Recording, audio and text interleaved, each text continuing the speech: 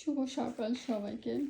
ঘুম থেকে উঠা, এই যে আসলাম ভোরবেলা সেহরি খেতে উঠছি, তখন উঠা এক ওয়াশিং মেশিন রাত্রে সব কিছু রেডি দিয়ে রাখছিলাম, পাউডার টাউডার। তো ভোরবেলা সেহরি খেয়ে উঠে এই ওয়াশিং মেশিন ছেড়ে দিছি। এটা আসলে এটা মানে ধোয়া শেষ, এখন ধুয়ে ফেলছি। এখন এটাকে ড্রয়ার মেশিনে দিব, ঢুকাবো। তারপর দেখেন যে এখানে আরও কত জামা কাপড়, আরও 2বার দিতে হবে এটা, কারণ সব একসাথে এটাতে দিব না, নাহলে ধোয়া হয় না।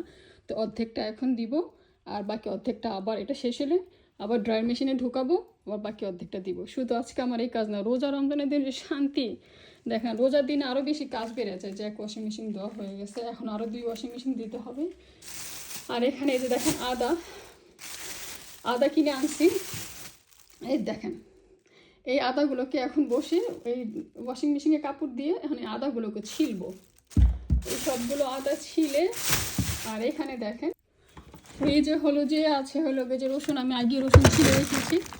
ফ্রিজের জায়গা নেই দিয়ে প্রতিদিন আদা কিনে আনি নাই, কারণ আল্লাহ আদা রসুনগুলো বের করে রাখি।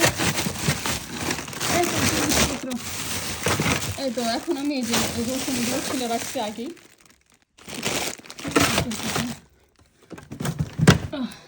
লাগিয়ে দিই, ফেসটা লাগিয়ে দিই।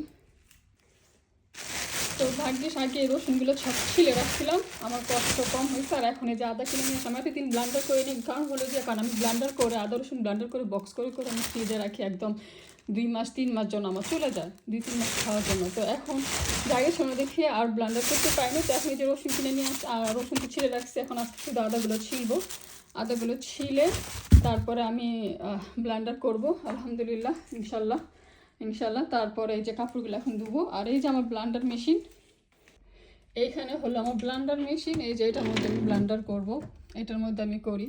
এটা খুবই ভালো মেশিনটা, তো এটার মধ্যে ব্লেন্ড করব। এই আর কি, সবাই ভালো থাকবেন, সবার রোজা সুন্দর যাক, সুস্থ থাকেন, ভালো থাকেন, সবাই দোয়া করবেন আমার জন্য। আল্লাহ হাফেজ, আসসালামু আলাইকুম, রামাদান মোবারক।